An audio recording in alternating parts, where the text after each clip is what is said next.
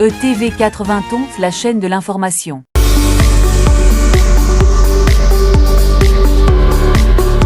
Où va cet argent, c'est aussi important. Il ne faut pas que cet argent soit dépensé simplement à acheter des 4x4 pour des soi-disant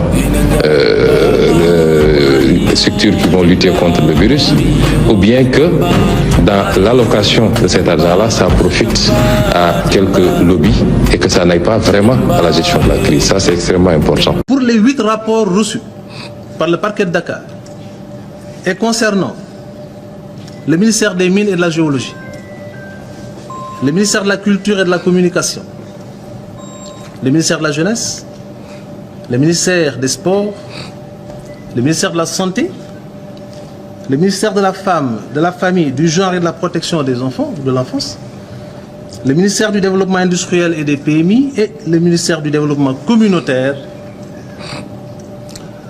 des arrestations ont été ordonnées et exécutées. Hier, la division des investigations criminelles nous a présenté 20 personnes. Ce matin, nous en avons reçu 7.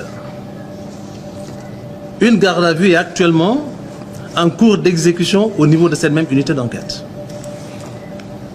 Pour les 20 personnes conduites au parquet hier et les 7 de ce matin, nous ne sommes pas, bien évidemment, dans une approche de prédation. Il faudrait qu'on soit clair. L'objectif d'un parquet crédible et efficace, c'est de prendre en charge le phénomène criminel dans toute son envergure, en faisant en sorte que le trouble que la commission des faits criminels ou délictuels a pu causer à l'ordre public cesse. Bien évidemment, ce premier objectif est nécessairement rattachable à un autre qui est celui du reclassement social de l'auteur, mais surtout de la réparation du préjudice. De sorte que la réglementation sénégalaise, en matière de prise en charge du phénomène de la délinquance économique et financière, prévoit et parfois même met la priorité à la suite de l'accaparement de deniers privés ou publics sur l'objectif